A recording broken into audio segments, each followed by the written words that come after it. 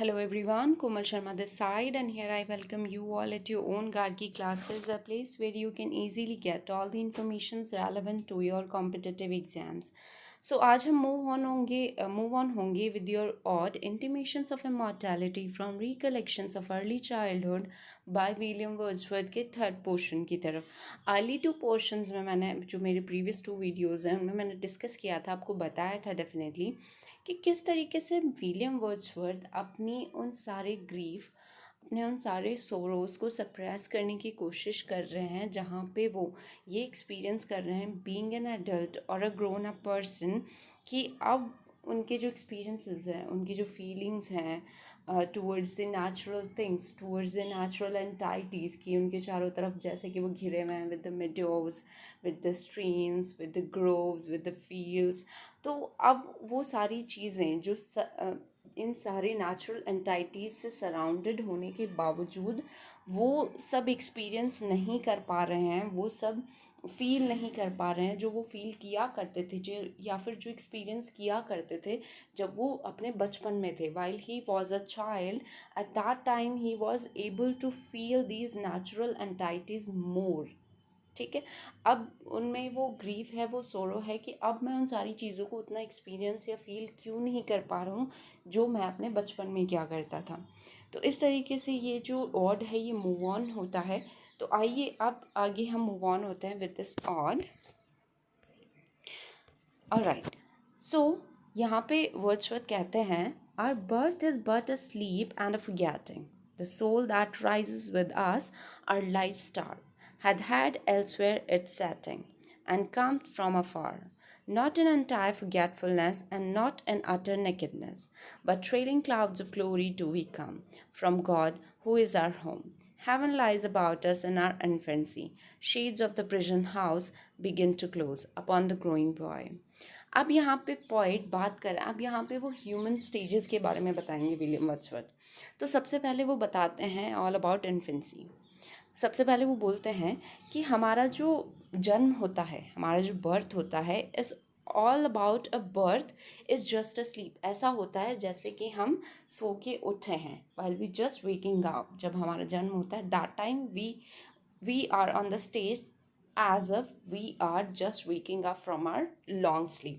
Basically एक soul के बारे में बता रहे हैं, क्योंकि सोल की जो जर्नी होती है वो सिर्फ इतनी सी नहीं होती है. हमारा जो मॉर्टल स्टेज होता है, जो हमारी लाइफ होती है जिसके बारे में हम अवेयर होते हैं बीइंग अ ह्यूमन, तो हमारी जो मॉर्टल लाइफ होती है, सोल की लाइफ सिर्फ इतनी नहीं होती है.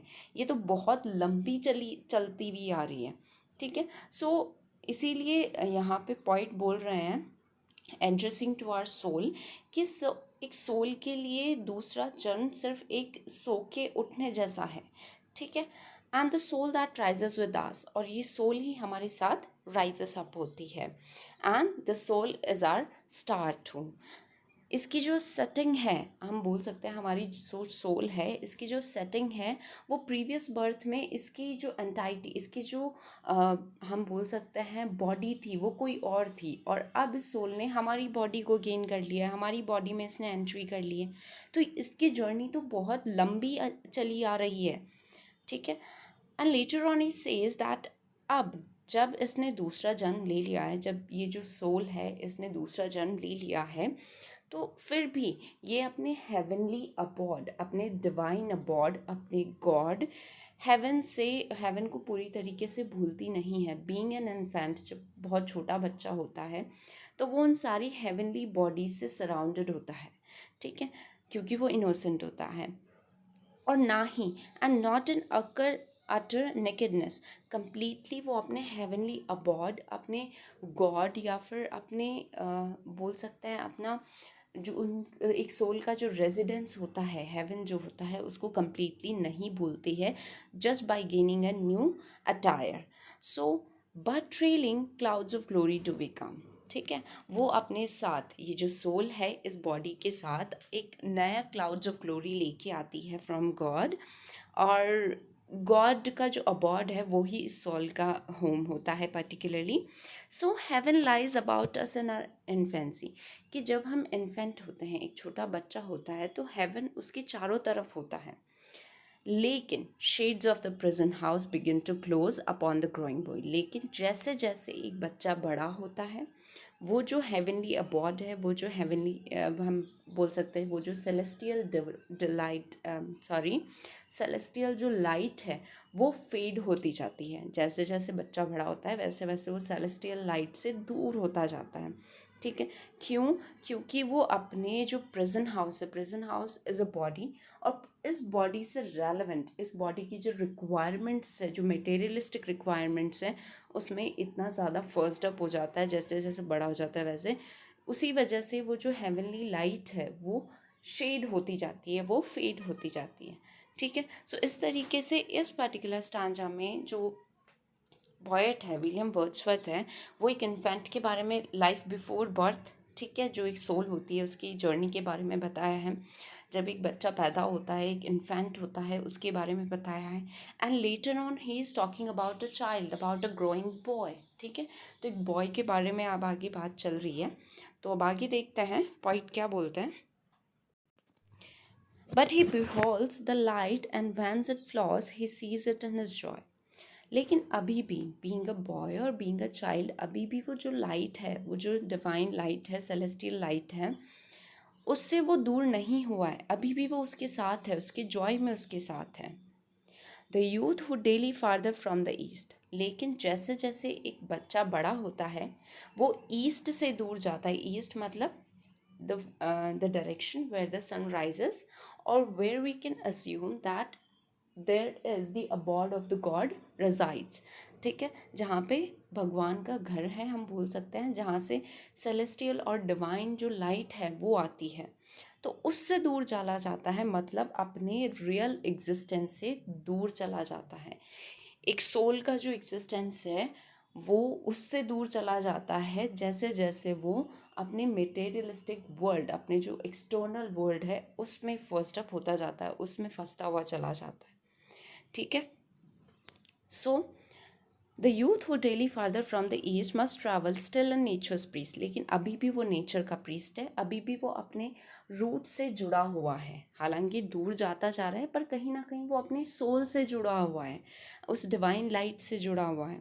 And by the visions planted is on his way attended.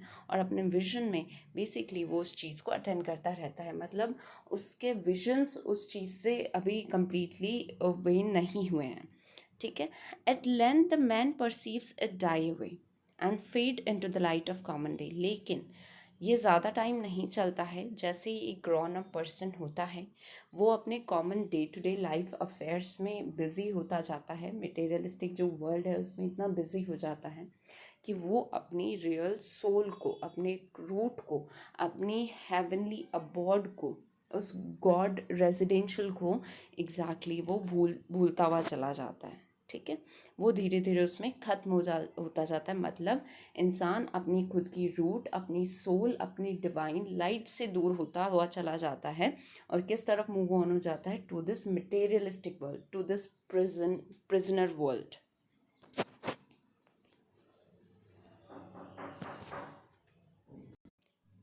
Right, so move with another stanza. Earth fills her lap with pleasures of her own, yearning she hath in her own natural kind, and even with something of mother's mind, and no unworthy aim. The homely nurse doth all she can to make her foster child her inmate man, forget the glories he hath known, and that imperial palace whence he came. Now, into this stanza, the poet is talking all about Mother Nature. The Mother Nature is our foster mother. Why? Because our soul's real parent is God. Right, so हमारे soul के जो real parent है he is God. तो mother nature is our foster mother. ठीक है, सो यहाँ पे point बोलते हैं कि न सिर्फ हेवन हमारी सोल को सोलेस प्रोवाइड करते हैं, बल्कि जो मदर अर्थ है वो भी हमें उन सारी चीज़ों से प्रोवाइड करती है जो कि एक बच्चे को ग्रो अप करने में हेल्पफुल होती है। तो यहाँ पे पॉइंट कहते हैं जो मदर अर्थ है, she fills her life with pleasures of her own, कि वो हमें सारे प्लेजर्स देती है जो एक फॉस्टर मदर अपने चाइल्ड को देती है, जो फोस्टर मदर अपने अडॉप्टेड चाइल्ड को देती है, वो सारे प्लेजर्स हमें देती है मदर अर्थ। ठीक है, जो नेचुरली हम पे शावर कर सकती है, जो लव है, जो फैक्शन है, वो सारी चीज़ें वो हम पे शावर करती हैं। ठीक है, वो विद अ मदर्स माइंड, अपने मदरफुल माइंड, अपने मदरहुड से ही हमें ब्लेस करती है, हमें ग्रो अप करने में हमारी हेल्प करती है। और इसमें उनका जो एम है वो अनवर्दी नहीं है। यहाँ पे मदर नेचर के एम पे हम डाउट नहीं कर सकते हैं। ठीक है, वो सारे काम करती है मदर नेचर हमारे लिए, जो कि एक होमली नर्स को करना चाहिए। ठीक है, to make her foster child her inmate man, अपने फोस्टर, अपने अडॉप्टेड चाइल्ड को ग्रोन अप, डेवलप माइंड, उसका माइंड सेट बिल्कुल परफेक्ट करने में, जो एक मदर अपने बच्चों के लिए करती है, सेम मदर नेचर हमारे लिए करती है। ठीक है, so forget the glories he hath known. और मदर नेचर वो सारी चीज़ें, वो सारे फैक्शंस, लव हम पे शावर इसलिए करती है ताकि जो भी हमारी पास ग्लोरीज हैं, हमारी सोल के जो पास ग्लोरीज हैं, हम उनको भूल पाएँ, हम उनको पीछे छोड़ पाएँ। ठीक है, and that imperial palace whence we came, कि जो हमारी सोल जिस इम्पीरियल पैलेस से आई है, जिस हेवनली अबॉर्ड से आई है, उस हेवनली अबॉर्ड को पीछे छोड़ के जो हमारा मटेरियलिस्टिक वर्ल्ड है उसकी तरफ हम आगे की तरफ मूव ऑन हो, ग्रोन अप हो, हमारा माइंड सेट डेवलप हो और हम अच्छे से आगे बढ़ सकें। इसीलिए मदर नेचर वो सारे टास्क करती है कि हम हमारे प्रीवियस जो चीज़ें हैं उनको पीछे छोड़ के हम आगे बढ़ सकें। तो यहाँ पे एक नेगेटिव पर्सपेक्टिव भी हम ले सकते हैं विलियम वर्ड्सवर्थ का, कि mother nature though she is doing well with us, though she is fulfilling her duty very well, हमें बहुत अच्छे से पाल रही है, पर क्यों?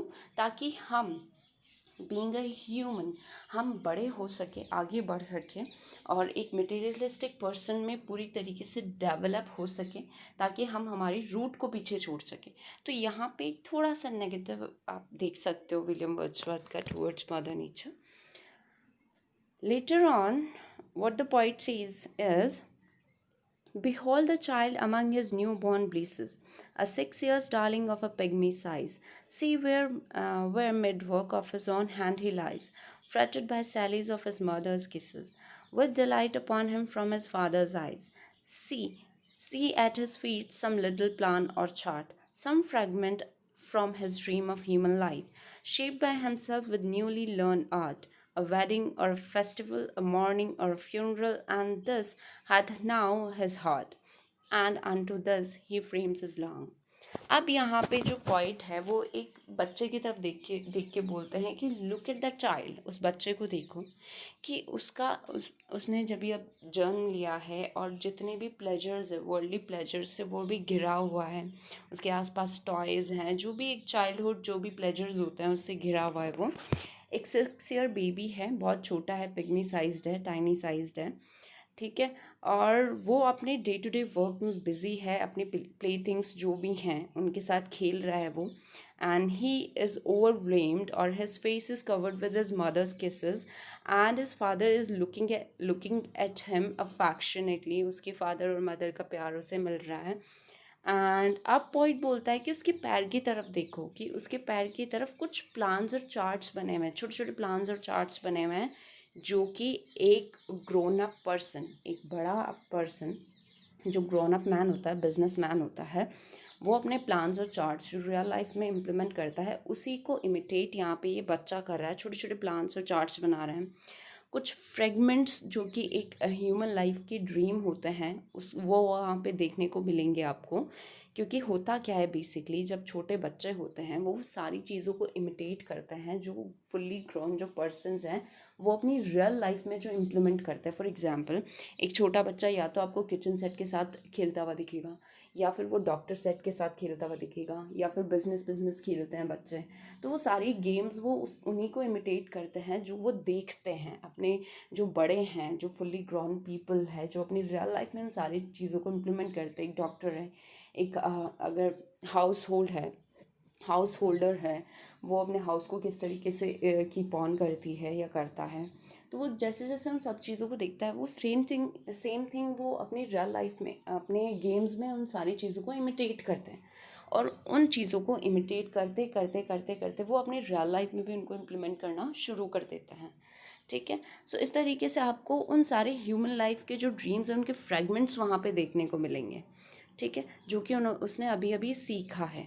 ठीक है, अब वो जो आर्ट है वो उसने through weddings, festivals, morning, funerals, वो सारी चीज़ें वो वहाँ पे इमिटेट कर रहा है। ठीक है, और ये जो चीज़ें हैं ये कंटिन्यू चलती रहती है, राइट। और ये जो बच्चा है जिसको आप अभी देख रहे हैं, ये कभी तो कोई गाना गा रहा है, कभी इसकी टंग ट्विस्ट हो रही है, कभी ये उसी टंग को डायलॉग्स में कन्वर्ट कर रहा है। तो इस तरीके से आप देख रहे हैं कि ये छोटा बच्चा किस तरीके से वर्ल्डली प्लेजर्स से अब घिरता हुआ चला जा रहा है।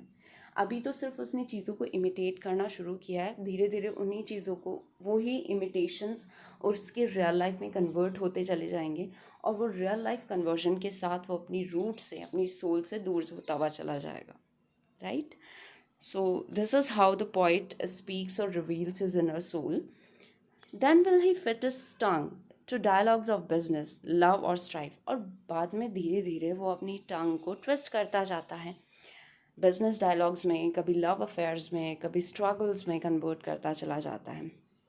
लेकिन ये ज़्यादा टाइम नहीं चलता है, ये जो प्लेजरस थिंग्स हैं ये ज़्यादा टाइम नहीं चलती है, ये जो चाइल्डहुड ग्लोरी है, ये चाइल्डहुड के जो गेम्स हैं ये ज़्यादा टाइम नहीं चलते हैं। ठीक है। So with the new Joy and pride the little actor cons another part. अब ये जो लिटिल एक्टर है वो धीरे धीरे जैसे जैसे बड़ा होता जाता है, ये अपने लाइफ के रोल्स बदलता जाता है और उन रोल्स में फिटेड होता जाता है, उन्हीं पार्ट्स को प्ले करता है। बेसिकली एक ह्यूमन लाइफ के जितने भी स्टेजेस होते हैं उनमें सब अपने अपने रोल्स प्ले करते हैं यहाँ पे। Being an infant, then being a child, then being an being an adult, हम किस तरीके से बिहेव करते हैं, क्या हमारे रोल्स होते हैं लाइफ को लेके, then a mature person, then a grown up person. तो वो सारी चीज़ें हम बेसिकली एक रोल से निकल कर दूसरा रोल प्ले करते हैं in our day to day life. तो same with this little boy जो कि एक पूरी ह्यूमन लाइफ को यहाँ पे डिपिक्ट कर रहा है।